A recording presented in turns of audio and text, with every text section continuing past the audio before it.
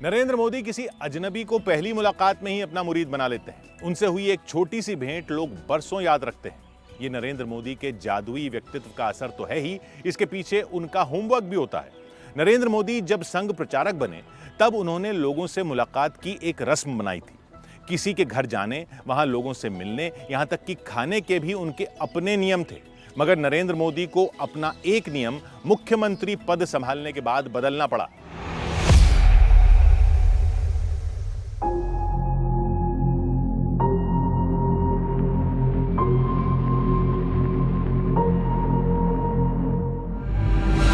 चौबीस सितंबर 2002, गांधीनगर, गुजरात।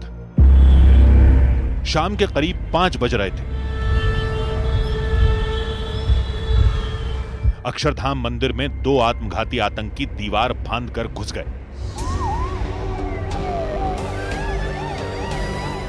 आतंकियों ने मंदिर में दाखिल होते ही अंधाधुंध फायरिंग शुरू कर दी।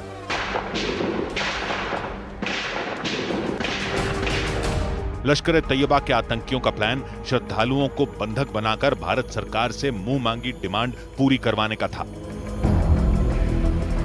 गुजरात के तब के मुख्यमंत्री नरेंद्र मोदी को आतंकी साजिश की सारी परतें समझ आ गई थीं। उन्होंने बिना देरी किए पाकिस्तानी दहशतगर्दों के खात्मे का मिशन शुरू किया। 10 से 15 मिनट के भीतर नरेंद्र मोदी ने एनएसजी कमांडो को मोर्चे पर तैनात करने की योजना बनाई। रात के करीब 10:10 पर अक्षरधाम मंदिर में एनएसजी कमांडो पहुंचे। 35 कमांडो की टीम को मंदिर में छिपे आतंकियों से निपटना था। पूरे ऑपरेशन में एनएसजी कमांडो की टीम के साथ मंदिर के बाहर रैपिड एक्शन फोर्स, सीमा सुरक्षा बल, राज्य रिजर्व पुलिस और आतंकवाद विरोधी दस्ते के जवान लगे। अगली सुबह गांधीनगर में जब सूरज निकला तो दोनों आतंकियों का सफाया हो चुका था। लेकिन आतंकियों ने मंदिर परिसर में मौजूद 32 श्रद्धालुओं और 3 सुरक्षा कर्मियों की जान ले ली थी। 80 से ज्यादा लोग आतंकी हमले में घायल हुए थे। अक्षरधाम मंदिर पर हुए आतंकी हमले के बाद नरेंद्र मोदी को छत पर सोने से बचने की सलाह दी गई। सुरक्षा कर्मियों की सलाह पर नरेंद्र मोदी ने अपनी नींद के नियम बदल डाले।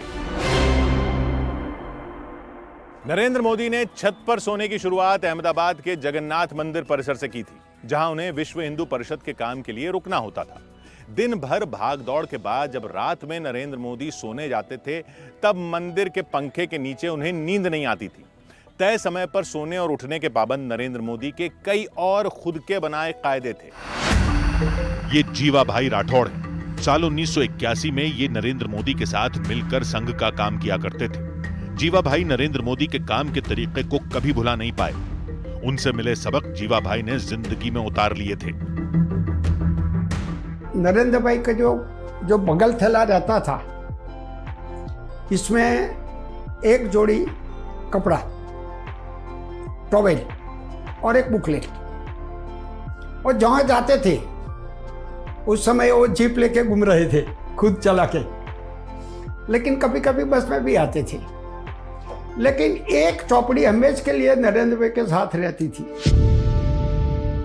जीवा भाई ने 4 से 5 साल का वक्त प्रचारक नरेंद्र मोदी के साथ गुजारा। वो बताते हैं कि नरेंद्र मोदी के भाषण क्यों इतने प्रभावशाली होते हैं। जो विषय रखना है, ये विषय के बारे में योग्य उदाहरण, एकदम कॉन्क्रीट उदाहरण। तो ये जो मैंने सीखा तो नरेंद्र भाई से सीखा। जब भी नरेंद्र भाई स्पीच देते थे तब मैं डायरी में नोटिंग करता था। और इम्पोर्टेंट स्पीच जब होती थी तब मैं सारा काम छोड़ के 100 किलोमीटर दूर नरेंद्र भाई की स्पीच होती तो भी मैं चला जाता। उस दौर में नरेंद्र मोदी ने समाज से छुआछूत मिटाने का अभियान चलाया था। वो दलित बस्तियों में सेवा प्रकल्प चलाते थे। साधु संतों को दलितों के घर भोजन कराने की पहल नरेंद्र मोदी ने शुरू करवाई। नरेंद्र मोदी की दूरदर्शी सोच की एक कहानी गणेश विसर्जन से भी जुड़ी हुई है। नरेंद्र मोदी का व्यक्तित्व जादुई है। इसकी गवाही उनसे प्रभावित होने वाला हर शख्स देता है।